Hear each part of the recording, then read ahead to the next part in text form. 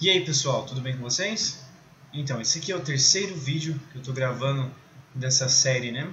Em relação a ASP.NET Core e um tutorial da Microsoft. Bom, nos outros dois vídeos, o primeiro vídeo eu expliquei, dei uma introdução sobre o que seria o .NET Core com o ASP.NET Core, né? Algumas diferenças que ele tem dos outros frameworks da Microsoft, e comparei-o com outras linguagens.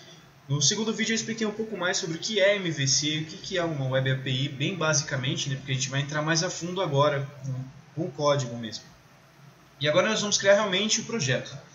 Para isso eu estou nesse link da Microsoft aqui, que é um tutorial deles, né, criando uma Web API com ASP.NET Core MVC. Isso aqui vai ser uma API para poder criar uma lista de itens a fazer, para você poder controlar suas tarefas, né, aquele to-do application. Bom pessoal, vamos seguir exatamente aquilo que fala o tutorial da Microsoft. O primeiro passo aí no meu Visual Studio, né? Apertar em File, Select New Project. Vamos fazer isso então. Estou com o Visual Studio 2017, aqui já tenho o SDK do .NET Core 2.2 instalado na minha máquina. Se você ainda não tem, faça isso para continuar. Ele abre algumas janelas juntas, você pode configurar para ele não fazer isso, ou pode simplesmente fechar, que é o que eu vou fazer agora, né? Nem todas as janelas da IDE do Visual Studio precisam ficar abertas. Porém, essa Solution Explorer aqui é muito importante para a gente, porque aqui a gente vai conseguir ver a estrutura de pastas, os arquivos, tá legal?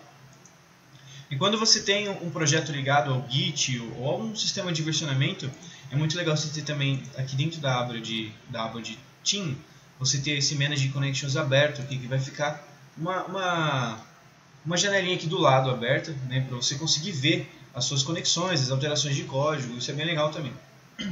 Bom, o tutorial fala para nós irmos até File, New Project. Vamos fazer isso então. File, New Project.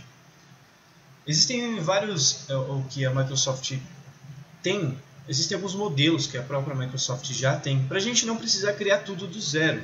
Se a gente quisesse, a gente conseguiria também, mas não é muito interessante, né? A gente pode utilizar algo que a Microsoft já fez. A gente foca direto naquilo que é importante para a gente aprender, né? Não todas as raízes em si.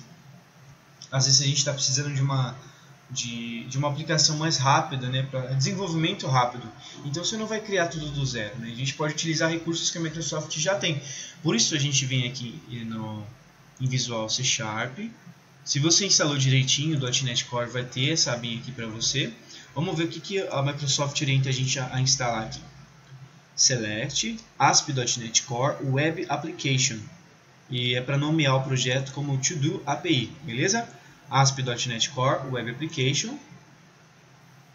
Vamos lá, ASP.NET Core Web Application. Vamos chamar ela de To-Do API. Vamos ver se é esse nome que eles falaram mesmo. Show de bola. Aqui você pode, né, dizer onde você quer deixar instalado o projeto. Eu vou criar uma pasta aqui em tempo real para deixar. Aqui a gente também tem uma outra opçãozinha, um checkbox aqui, Create Directory for Solution. Então ele vai criar uma pastinha com esse nome do API para poder colocar os arquivos de configuração, que eu acho bem legal. Tá bom? Se você quisesse integrar ele com o Git, era só clicar aqui e depois você ia fazer essa configuração manual, apontando para um repositório existente ou criando um novo repositório. Nesse caso aqui a gente não vai fazer isso, né? Então, To-Do API, beleza? Vamos apertar em OK aqui. O que acontece? Ele tem um scaffolding dele. O que significa isso? Ele já tem um modelo, ele tem uma base. É como se ele tivesse um template para você só trabalhar em cima. Então, todos os arquivos de configuração, DLLs que são importantes, ele já tem dentro dele. Vamos lá mais uma vez aqui, né? Bom,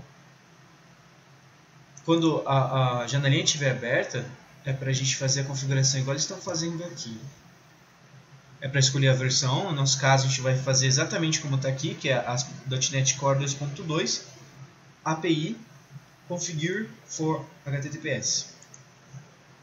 ASP.NET Core 2.2 API, certo? Exatamente como eles orientam, API No Authentication. Porque o que significa essa autenticação aqui? Existem algumas autenticações que você pode configurar. Ele tem uma integração com o AD, o Active Directory lá, muito interessante. Então ele tem como você fazer esse individual user account aqui, configurando o seu domínio, né? Ou se você quiser utilizar alguma coisa em cloud, sei lá, se estiver no seu trabalho, na faculdade, costuma ter isso. Windows Authentication também, né? Trabalhando com intranet, que vai entrar o AD em questão. Tem alguns outros tipos de autenticação aqui que ele faz integração com o Auth, né? Que é aquela plataforma de autenticação através do Facebook, né? Ou Google em si. Nesse caso aqui a gente não vai escolher nenhum tipo de autenticação automático, tá bom? A gente vai só configurar aqui, escolhemos a API, apertamos em OK. Tem vários outros tipos de configuração aqui, acho que convém para você que está me ouvindo, ler sobre cada um desses aqui, que é bem interessante conhecer, tá bom?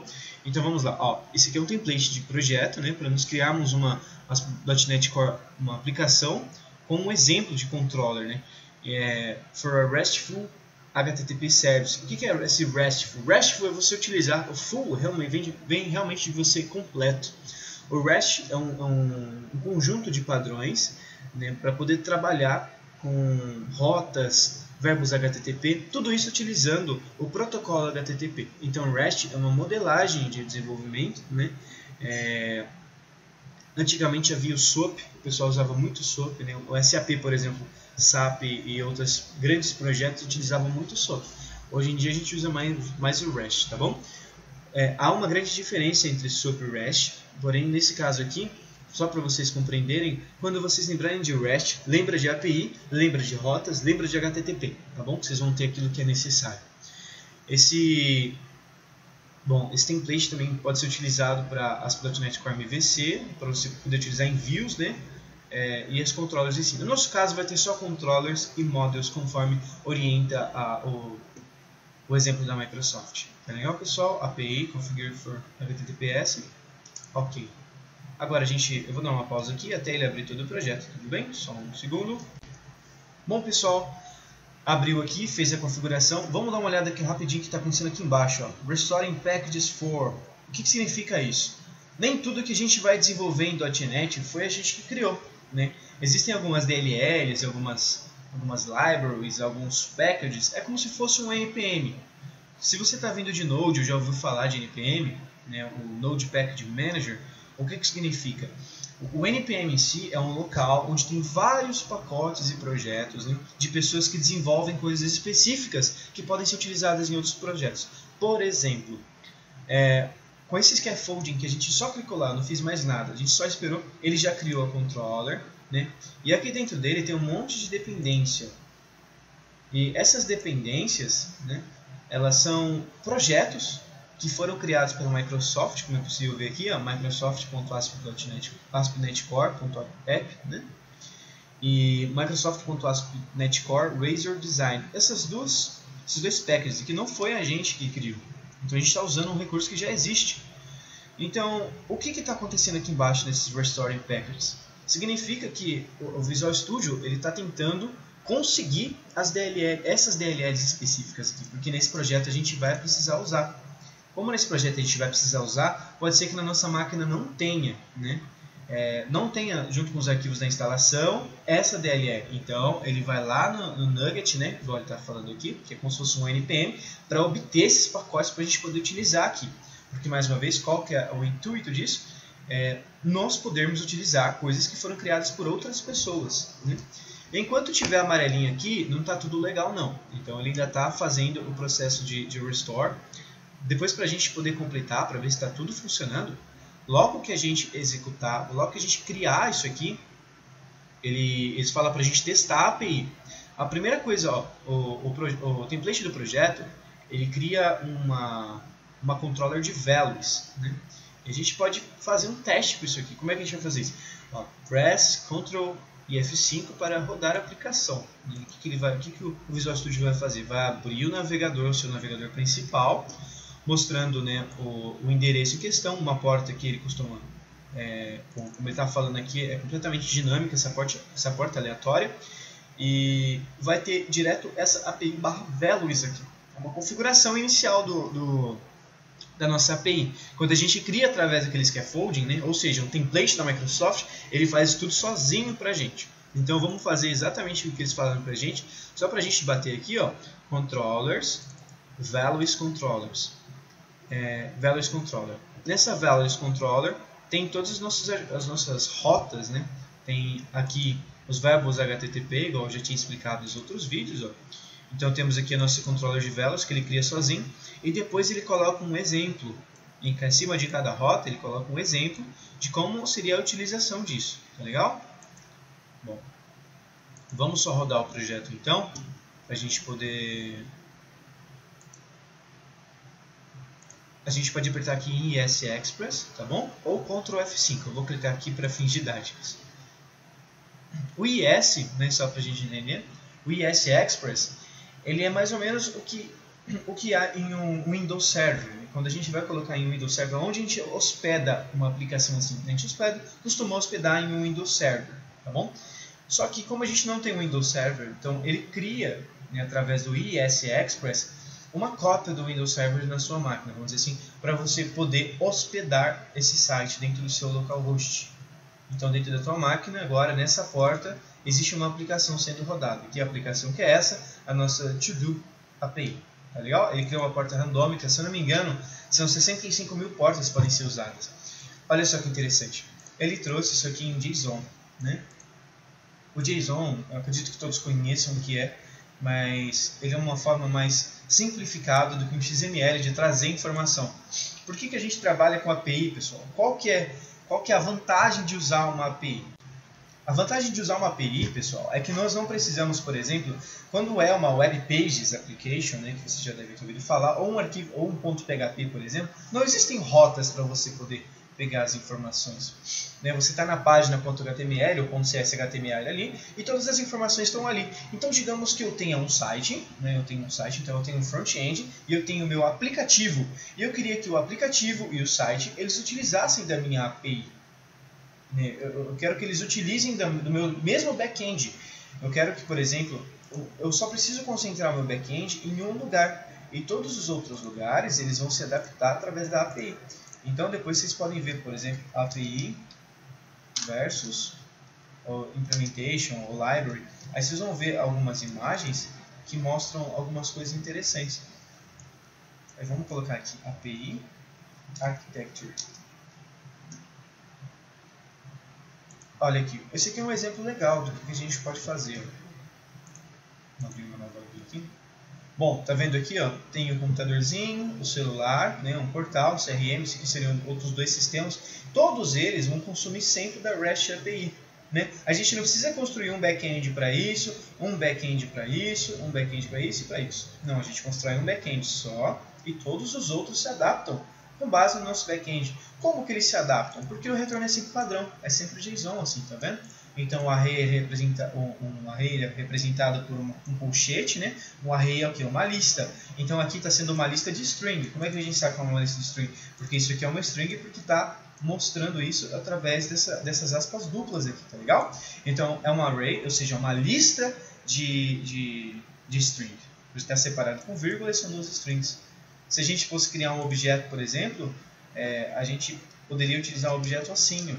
O objeto ele sempre tem por padrão as chaves, né, para mostrar que ele é um objeto. Tá legal, pessoal? Então isso aqui, essa é uma das vantagens, por exemplo, de uma API. Né? Aqui seria um outro tipo de projeto, mas digamos que a gente estivesse trabalhando, isso aqui são bases de dados. Né? O Mongo, o Postgres e o Elastic para poder controlar um fluxo de microserviços e tal, que eu não vou falar nada disso aqui. Mas digamos que a gente tivesse mais de um banco de dados, ou tivesse uma camada aqui embaixo com bastante regra de negócio. A gente vai fazer só uma vez. Os outros front-ends que vão se adaptando. Isso é muito interessante, né? Bom, pessoal, tendo isso em mente, agora eu vou parar o projeto aqui, Stop Debugging, beleza? A primeira coisa que eu vou fazer, tá vendo que tem algumas dependências aqui que não estão sendo utilizadas? Que dependências são essas? Vocês lembram que eu falei no começo que aqui tinha dependências? Né? Tem dentro de Nugget aqui, tem a DLL do Microsoft ASP.NET Core.app, né, e a versão dela. Como a gente colocou ela dentro das nossas dependências, dentro dos pacotes que a gente vai usar, tá vendo que estava amarelinho? Vocês lembram que estava amarelinho aqui, ó, que eu falei que não estava legal? Depois que a gente rodou o projeto a primeira vez, está tudo certinho. Né? Vamos entender um pouco mais. Vou apertar com o botão direito em cima dessa To-Do API aqui, Open Folder in File Explorer. Vou em Bin, debug, Netcore App. Isso aqui é uma coisa muito interessante. As coisas que ele cria, né, são esses arquivos. Quando a gente faz um debug, né, a gente cria um projeto e roda esse projeto, a gente está rodando esses arquivinhos aqui. Beleza? Esses são os arquivos que ele cria dentro de Vim, Debug, Netcore App 2.2. Tá legal? Vamos entender um pouco mais sobre o que é esses using aqui em si. Eu vou só comentar isso aqui, só para vocês terem uma noção bem legal. Tá vendo que isso aqui está sendo utilizado porque ele está mais branquinho, né? A mesma coisa está no system.collections.generic. Está mais branquinho. Esses aqui são mais cinzas, ó. Tá vendo? Então eles até... O Visual Studio ele tem um IntelliSense, né? Ele até fala pra gente, ó, o uso dessa diretiva, né, desse using aqui é desnecessário. Então a gente pode clicar aqui em cima e pedir para ele remover, ó. Clicar em cima ele vai remover. Ou apertar Ctrl R